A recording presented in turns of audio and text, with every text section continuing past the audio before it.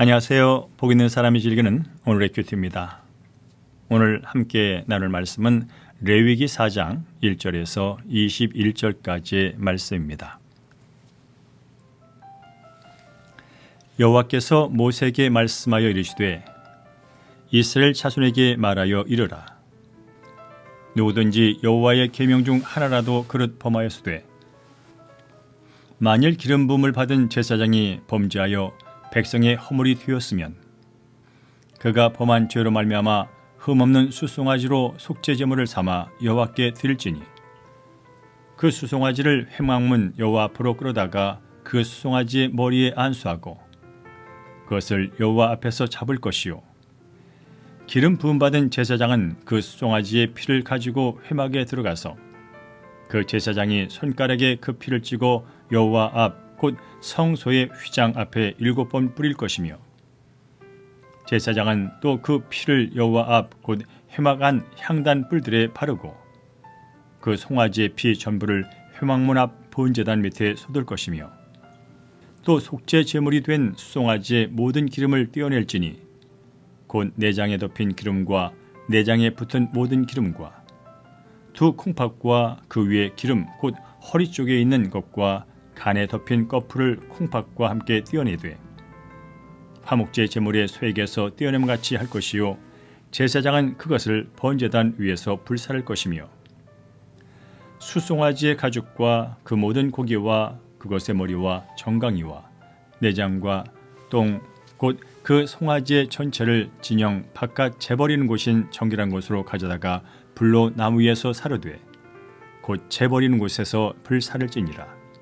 만일 이스라엘 온 회중이 여호와의 계명 중 하나라도 부지 중에 범하여 허물이 있으나 스스로 깨닫지 못하다가 그 범한 죄를 깨달으면 회중은 수송아지를 속죄제로 드릴지니 그것을 회막 앞으로 끌어다가 회중의 장로들이 여호와 앞에서 그 수송아지 머리에 안수하고 그것을 여호와 앞에서 잡을 것이요 기름 부음을 받은 제사장은 그 수송아지의 피를 가지고 회막에 들어가서 그 제사장이 손가락으로 그 피를 찌고 여호와 앞 휘장 앞에 7번 뿌릴 것이며 또 그 피로 회막 안 여호와 앞에 있는 제단 뿔들에 바르고 그 피 전부는 회막문 앞 번제단 밑에 쏟을 것이며 그것의 기름은 다 떼어 제단 위에서 불사르되 그 송아지를 속죄제의 수송아지에게 한 것 같이 할지며 제사장이 그것으로 회중을 위하여 속죄한즉 그들이 사함을 받으리라. 그는 그 수송아지를 진영 밖으로 가져다가 첫번 수송아지를 사름같이 불사를 찌니 이는 회중의 속죄제니라. 아멘. 오늘 본문에서는 제사장과 이스라엘의 온 회중의 죄를 속하는 방법을 소개하고 있는데요. 먼저 3절부터 12절까지는 제사장의 속죄제에 대한 내용이 되겠습니다. 제사장은 왕과 선지자 더불어서 고대 사회에서 특별한 계층이었죠. 하나님은 제사장을 통해서 땅의 사람들과 소통하셨고요.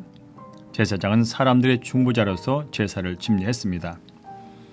하지만 그렇게 특별한 제사장일지라도 죄를 지을 수가 있지요. 그리고 그의 죄는 그 자신뿐 아니라 다른 사람에게도 영향을 끼치게 됩니다. 죄는 누가 지었든 간에 대충 넘어가면 안 됩니다. 따라서 제사장일지라도 죄를 지었을 때는 반드시 이를 숨기지 말고 드러내고 하나님께 나와서 제사를 드려야 합니다. 제사장의 죄를 속죄하기 위해서는 수송아지를 예물로 드려야 합니다. 수송아지는 가장 값진 제물 중에 하나죠. 제사장은 수송아지를 끌고 와서 그 머리에 손을 얹은 다음에 안수를 하고 여호와 앞에서 잡습니다. 이때 죄를 진정으로 회개하고 다시는 같은 실수를 되풀이하지 않겠다고 다짐하는 마음이 있어야 하는 것이죠. 이 모든 과정을 백성이 볼 것입니다. 하지만 부끄럽더라도 대가를 지불하고 죄를 치료해야 합니다. 이것만이 살 길이며 다시 사육을 할 수 있는 길이기 때문에 그렇죠. 제사장의 속죄제를 위해서 드린 제물의 피는 여호와 앞에 있는 분향단 뿔에 바르고 나머지는 번제단 밑에 쏟습니다. 고기의 기름과 주요 부위는 떼어서 불로 태웁니다. 그리고 남은 부산물들, 가죽이라든지 고기라든지 똥 같은 것들은 바깥에 위치한 정결한 곳에 가지고 와서 불태워 없애버리죠. 제물로 드린 고기 중 어느 한 부위도 남겨서는 안 되는 것입니다. 이것은 죄에 대한 완전한 단절과 완전한 속죄를 의미하기 때문에 그렇습니다.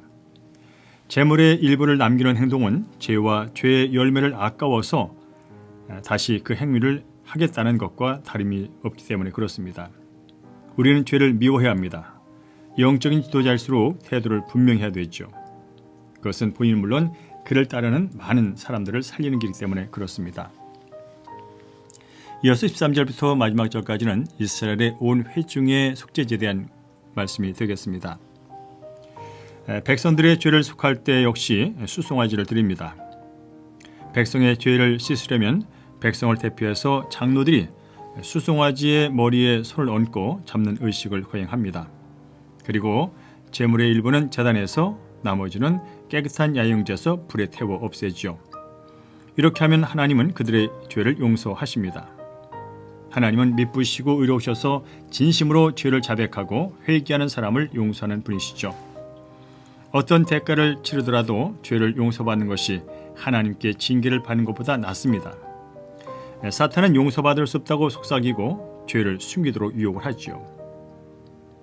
그렇지만 어떤 경우에도 하나님이 용서하지 못할 죄는 없다는 것을 믿고 우리는 즉시 나의 죄를 회개해야 되고 백성의 죄를 회개해야 될 줄로 믿습니다.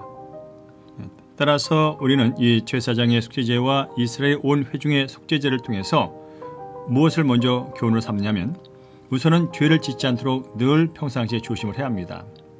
그리고 죄가 있으면 죄를 깨달아서 그것을 뉘우치고 회개하는 일이 중요하지요. 그렇습니다. 철저한 회개의 제사를 드리는 것보다 더 중요한 것은 죄를 멀리하고 죄를 이기고 죄를 짓지 않는 것입니다. 이를 위해서 우리는 늘 말씀을 묵상하고 말씀에 순종하는 삶을 살아가야 합니다. 오늘도 깨달은 말씀과 하나님의 은혜를 기억하면서 죄를 멀리하고 주님 앞에 거룩한 삶을 가시기를 주의 이름으로 축원합니다. 이제 말씀 기억하면서 적용 질문과 결단합니다. 오늘날 제사장과 같은 영적 지도자들이 범하기 쉬운 죄는 무엇입니까? 영적 지도자로서 함께 기도합시다. 최근 내가 지은 죄는 무엇이며 하나님께 용서를 받기 위해 해야 할 일은 무엇입니까? 함께 두 눈을 감고 기도합니다. 이 시간 하나님을 찬양합니다. 거룩한 백성으로 하나님의 말씀 따라 살아임에도 불구하고 부지 중에 또는 알면서도 죄를 지을 때가 있음을 고백하며 회개합니다. 늘 말씀 묵상을 통해 내 죄를 보게 하시고 주 예수의 피에 의지하여 회개하며 하나님부터 죄사함 받는 일을 들리지 않고 부끄러워하지 않게 도와주시옵소서. 오늘도 예수님 전적으로 의지하면서 죄를 멀리하고 죄를 대적하며 승리하는 한 날 될 수 있도록 성령께서 친히 역사하여 주시옵소서. 오늘도 모든 걸 주께 맡기며 예수 그리스도의 이름으로 기도합니다. 아멘.